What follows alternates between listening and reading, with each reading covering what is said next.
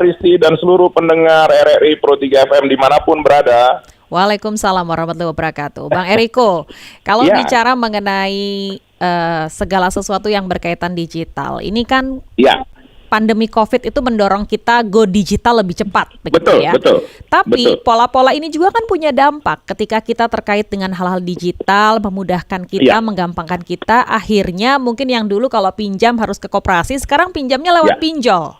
Nah, ini kan ada pola yang bergeser. Apa yang mungkin selama ini sudah menjadi pemikiran dari sisi undang-undang, regulasi, ataupun juga pola-pola ekonomi yang disiapkan oleh pemerintah dan mungkin juga menjadi kritik dari DPR? Ya, begini Mbak Risti dan seluruh pendengar Pro 3 FM dimanapun Anda berada, ini sebenarnya hal yang menarik ya kalau kita melihat dari perspektif yang positif. Pada saat kita COVID kan kita tidak punya pilihan lain. Kita harus melakukan dengan teknologi, betul ya Mbak Risti ya? Betul. Artinya tidak bisa kita melakukan transaksi katakan cash atau apa, karena kenapa? Kekhawatiran terhadap penularan dan lain-lain seperti itu.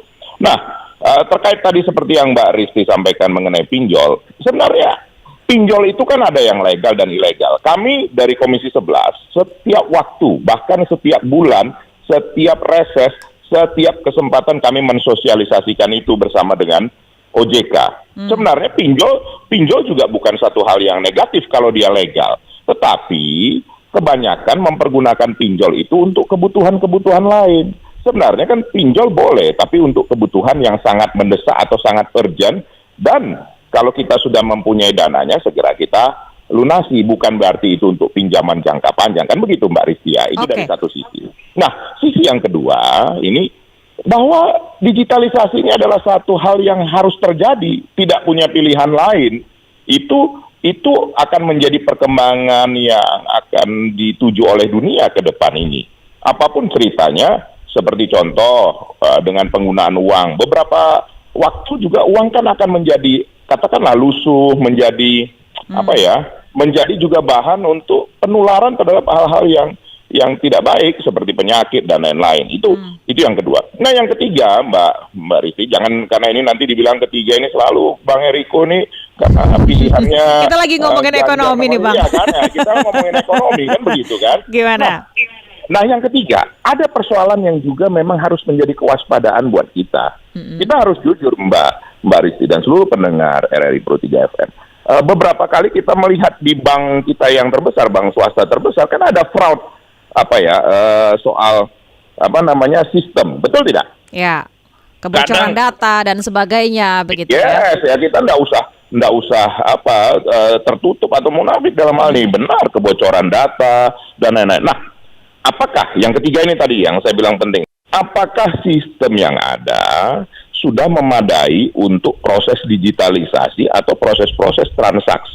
Atau katakan, nanti kan BI juga sudah menyampaikan akan ada nanti uang rupiah digital, kan begitu kan? Dan jawabannya apa itu Bang Eriko? Jawabannya, kami dari DPR RI, dari Komisi 11 khususnya, kami sudah menyampaikan kepada BI, kepada OJK, kepada Kementerian Keuangan, kepada seluruh instansi terkait, kita harus menjaga ini dengan penuh kewaspadaan dan juga harus melakukan tes. Jadi kami minta kepada seluruh perbankan ini, terutama dengan Bank Indonesia, kita harus melihat sistemnya seperti apa. Nah, kami harus melihat jelas bahwa sistem itu aman untuk dipergunakan oleh rakyat. Sekali lagi Mbak Risti dan seluruh pendengar RRI Pro 3 FM, uang itu kan sebenarnya kepercayaan, betul tidak Mbak Risti?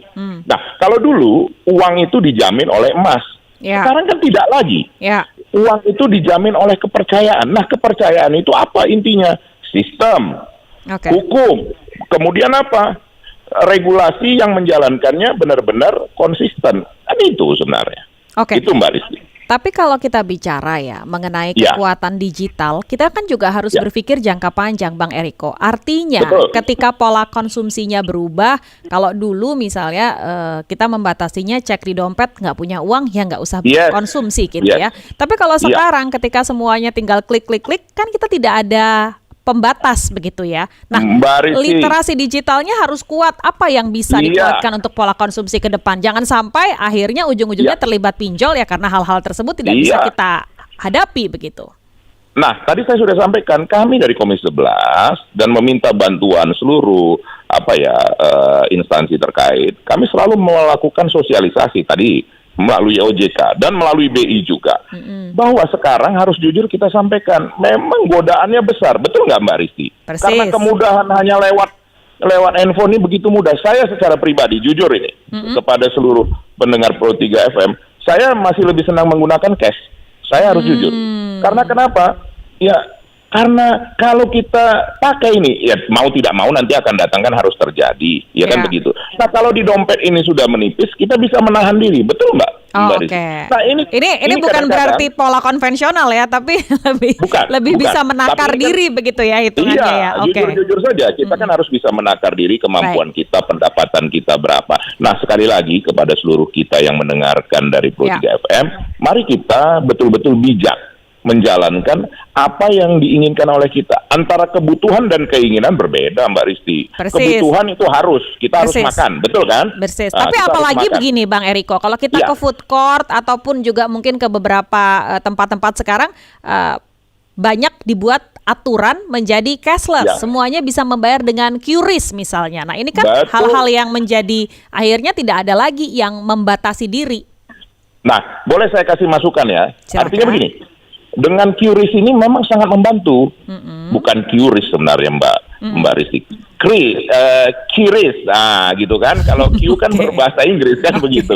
Nah, kemudahannya banyak loh Mbak Risti. Kita bisa berbelanja di Malaysia sekarang, di Thailand, bahkan nanti akan meluas ke seluruh Asia. Nah, saya saran kepada kita semua, termasuk kepada diri saya, setiap melakukan transaksi itu, pertama kita harus karena kebutuhan. Betul Mbak Risti, bukan karena keinginan. Ya boleh saja, keinginan sekali-sekali boleh. Yang kedua, kita harus betul-betul bisa memahami bagaimana memakai digital ini, jangan sampai kita tergoda karena kemudahan-kemudahan itu. Baik. Nah, yang ketiga, ini yang terakhir ini yang harus kita lakukan. Setiap kita melakukan transaksi atau apapun itu, kita catat Mbak Risti. Kan kita sekarang kan punya handphone yang canggih kan, e-wallet, artinya iya, di e-wallet atau kalau saya agak gaptek di notes itu tulis, tadi belanja misalnya belanja apalah katakan, belanja kaos 100.000 misalnya gitu kan, tulis kaos 100.000